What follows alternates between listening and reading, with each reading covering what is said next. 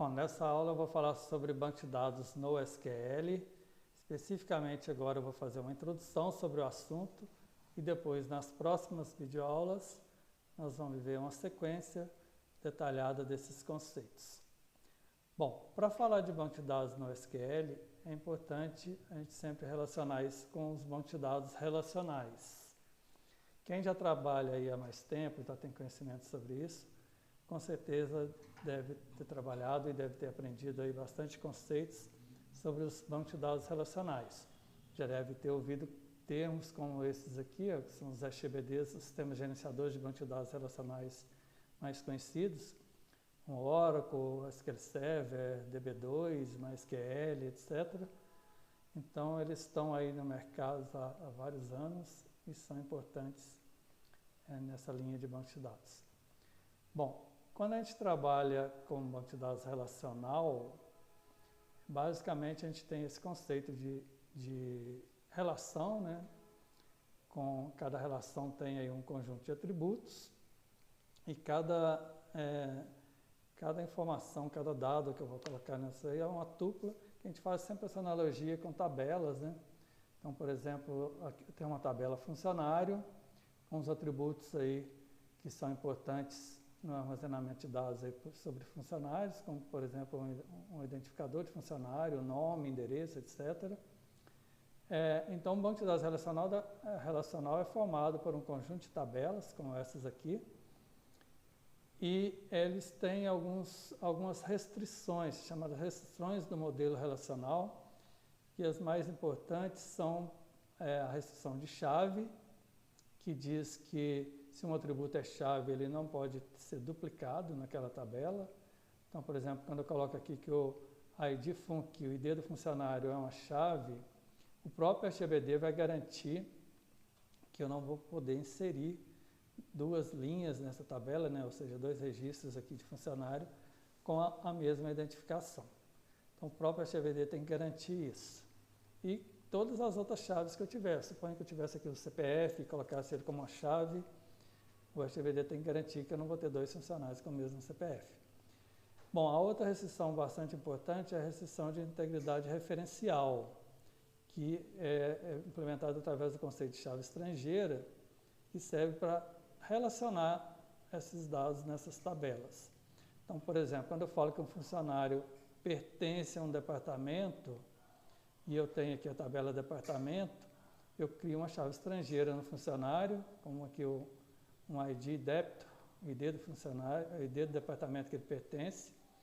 E aí, quando eu insiro, altero dados aqui de funcionário e coloco um valor para essa identidade do departamento, essa identidade tem que estar cadastrada lá na tabela do departamento, ou seja, tem que existir um departamento com aquela identificação. Caso isso não aconteça, eu tenho uma inconsistência aqui nos dados, o próprio SGBD não vai deixar eu fazer essa inserção, alteração desses dados.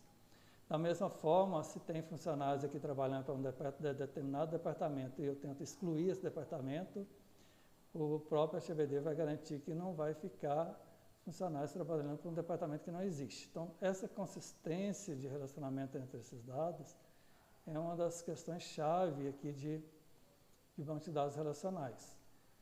Para garantir essa consistência, isso tem um custo. E o custo aí é de performance, custo de desempenho mesmo, para garantir todas essas consistências. A outra questão importante em banco de dados relacionais é a questão da normalização de dados. Então, normalmente, para evitar dados redundantes, ou seja, evitar que eu repita o mesmo dado em mais de uma tabela, ou mais de uma vez a mesma tabela, essas tabelas são normalizadas, ou seja, eu crio mais e mais tabelas para evitar essas redundâncias de dados.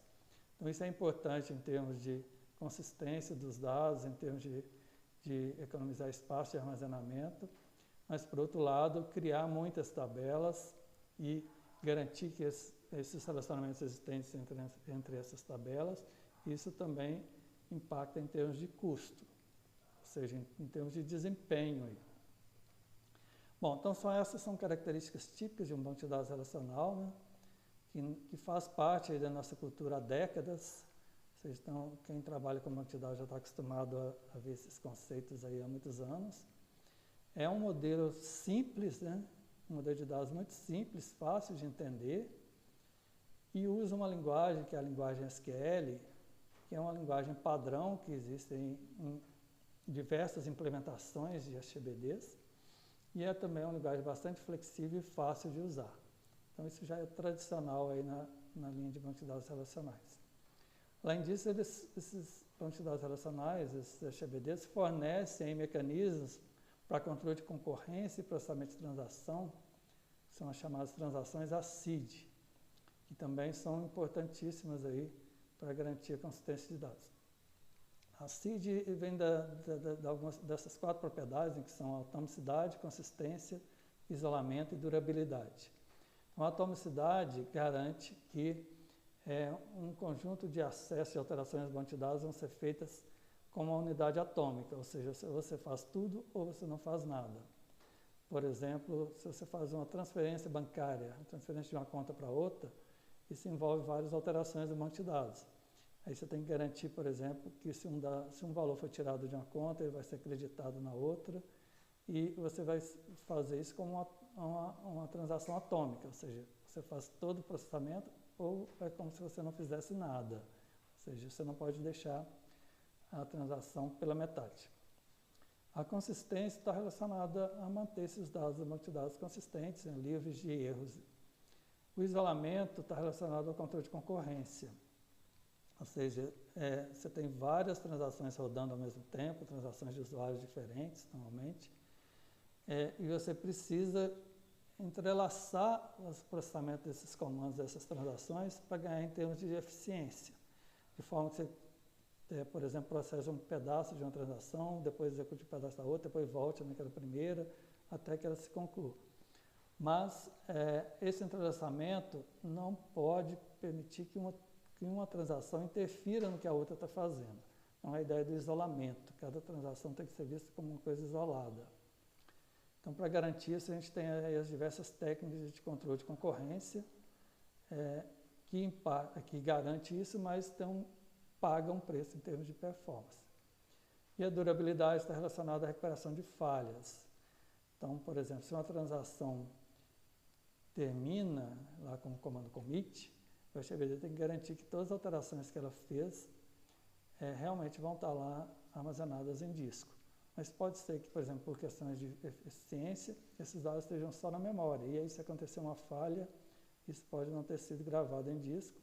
O SGBD tem que garantir que, quando ele voltar a funcionar, esse processamento vai verificar isso e vai garantir que esses dados vão ser realmente gravados em disco. Então, para garantir todas essas propriedades, o custo basicamente o que você paga é um custo em termos de performance.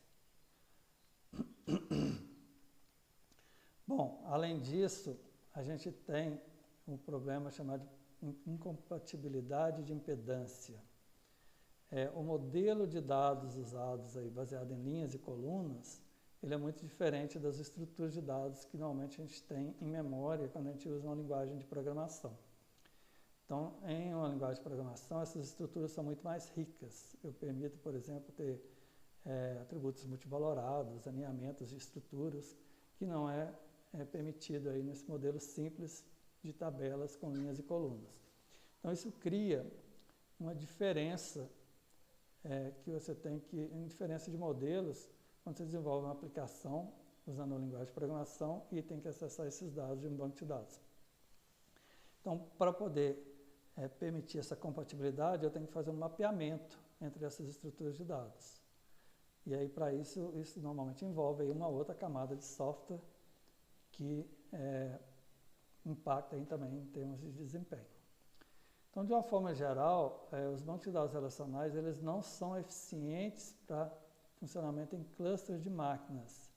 Clusters de máquinas é essa ideia de ter uma rede de computadores interligados e processando de forma distribuída as aplicações. Eles são voltados aí para processar grandes volumes de dados, chamados Big Data. Então, esse processamento de grandes volumes de dados em tempo muito rápido, normalmente é feito através de clusters, e esses bancos de dados relacionais, as implementações aí desses SGBDs, eles não são muito eficientes para processar em clusters de máquinas. Então, bancos de dados relacionais, então, estão aí há muitos anos, tem toda uma história aí de implementações, mas eles têm algumas desvantagens, principalmente essa questão da eficiência, que fizeram surgir novas propostas aí de banco de dados, que são chamados bancos de dados NoSQL. Então, a ideia em geral desses bancos de dados NoSQL é que eles possam processar aí grandes volumes de dados em um cluster de computadores. Aí de forma, um cluster, você permite, por exemplo, maior escalabilidade, ou seja, se tem uma demanda maior por processamento, você simplesmente acrescenta mais máquinas no cluster de uma forma bem transparente, que é diferente, por exemplo, quando você tem um banco de dados rodando em uma única máquina, que é bem típica de banco de dados relacionais, e aí você tem que aumentar o poder de processamento dessa máquina, só que isso tem limites. Já quando você tem uma estrutura de cluster, é muito mais fácil você aumentar máquinas e aumentar, consequentemente, a melhora de processamento desse sistema como um todo. Então, de uma forma geral, os bancos de dados no SQL são voltados para processamento em clusters, processamento aí dos big data, para ter maior performance e escalabilidade. Eles são modelos de banco de dados não relacionais, ou seja, eles são bem diferentes dos bancos de dados relacionais que a gente conhece hoje e tem todas umas características que eu vou descrever daqui a pouco, voltadas então para analisar grandes volumes de dados. Então hoje, por exemplo, empresas como Google, Amazon, Facebook, eles processam em terabytes de dados por dia e precisam então ter capacidade de armazenar e recuperar esses dados, fazer análise desses dados. Então, eu preciso de estruturas eficientes, então, normalmente, se processam em clusters de computadores. Então, esse termo NoSQL, na verdade, ele surgiu aí como... tem um pouco de história em relação a isso, mas, normalmente, se diz que ele é not only SQL, ou seja, não apenas SQL. Foi um termo que surgiu aí numa conferência lá em São Francisco, em 2009, para designar essas novas tecnologias de banco de dados que estavam surgindo. Então, na verdade, não existe um consenso em relação a esse termo, ele foi simplesmente uma hashtag que eles usaram, mas ela não explica por si só o que são esses bancos de dados no SQL. Normalmente, o que eles têm em comum é que eles são projetados aí para rodarem de forma distribuída em clusters de computadores, com o objetivo aí de processar Big Data. Oferecem diversas opções para consistência e distribuição. Então, aí nós vamos ver mais na frente modelos de consistência e distribuição de dados que são diferentes dessas transações ACID, porque elas são conflitantes aí com o ambiente de cluster. Eles têm modelos de dados sem esquema, ou seja, uma outra característica que é diferente dos bancos de dados relacionais, que no relacional, quando você define a estrutura do banco de dados, define a estrutura das tabelas, você define antes de inserir esses dados. Ela tem uma estrutura rígida, é difícil mudar. Na verdade, você pode, mas é difícil fazer alterações nessa estrutura. Já nos bancos de dados NoSQL, esses esquemas são bastante flexíveis. Ou seja, você pode adicionar novos atributos, criar atributos multivalorados, etc., sem ter que redefinir a estrutura do banco de dados. Assim, em tempo de processamento, você faz alterações nesses esquemas. Além disso, normalmente essas propostas de NoSQL são de código aberto. Bom, quando a gente fala que o termo NoSQL, ele, como eu falei, essa questão de ser não apenas SQL não explica muito bem, porque muitos dessas novas tecnologias, muitas delas usam linguagens muito parecidas com SQL, porque a linguagem SQL realmente é fácil de utilizar.